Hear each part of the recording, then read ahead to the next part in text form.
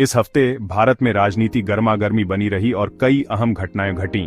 दिल्ली विधानसभा चुनावों में बीजेपी को शानदार जीत हासिल हुई। हालांकि निवर्तमान विधायक आतिशी के इस्तीफे से विवाद खड़ा हो गया, जिन्होंने यमुना मैया के श्राप को एएपी की पिछली चुनावी हार का कारण बताया। उपराज्यपाल वीके सक्सेना के नाम पर दिए गए इस बयान ने बहस छेड़ दी और विभिन्न वर्गों से आलोचनाएं हुईं। दूसरी खबरों में प्रधानमंत्री नरेंद्र मोदी ने नए चुने गए अमेरिकी राष्ट्रपति के साथ अपनी आगामी बैठक के लिए उत्सुकता व्यक्त की। इस यात्रा का उद्देश्य भारत अमेरिका संबंधों को मजबूत करना और विभिन्न मोर्चों पर संभावित सहयोग का पता लगाना है। इस बीच अहमदाबाद हवाई अड्डे पर एक विमान में बम की धमकी भरा पत्र मिलने के बाद अधिकारी हाई अलर्ट पर थे। सुरक्षा एजेंसियों ने यात्रियों और कर्मचारियों की सुरक्षा सुनिश्चित करने के लिए पूरी तलाशी ली। भारतीय अर्थव्यवस्था में उतार चढ़ाव के संकेत दिखाई दिए, क्योंकि प्रमुख शेयर बाजार सूचकांक सेंसेक्स और निफ्टी में लगातार चौथे सत्र में गिरावट दर्ज की गई। इस गिरावट ने निवेशकों और विश्लेषकों के बीच चिंता पैदा कर दी है। दुनिया भर में संयुक्त राज्य अमेरिका की खबरें सुर्खियों में छाई रही, क्योंकि देश ने अपने नए राष्ट्रपति का स्वागत किया। शपथ ग्रहण समारोह ने अमेरिकी राजनीति में एक नए युग की शुरुआत का प्रतीक था। एक चौंकाने वाली घटना में अलास्का एयरलाइंस की एक फ्लाइट अटेंडेंट को एक यात्री को घूंसा मारते हुए कैमरे में कैद किया गया।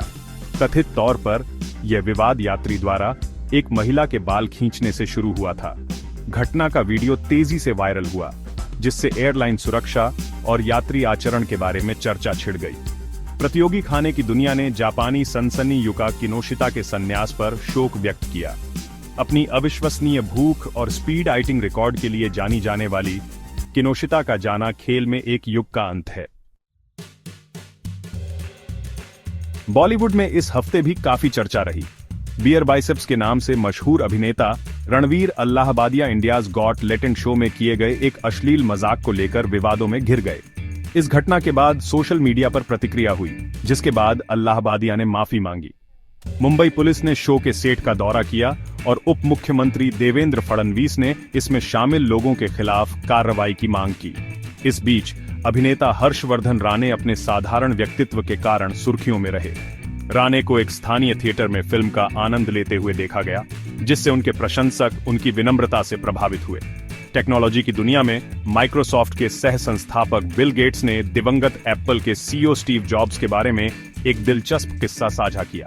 गेट्स ने खुलासा किया कि जॉब्स ने उन्हें अपनी रचनात्मकता बढ़ाने और माइक्रोसॉफ्ट के प्रदर्शन में सुधार के लिए नशीले पदार्थों का उपयोग करने की सलाह दी थी। इस खुलासे ने दो टेक दिग्गजों के बीच जटिल संबंधों पर प्रकाश डाला।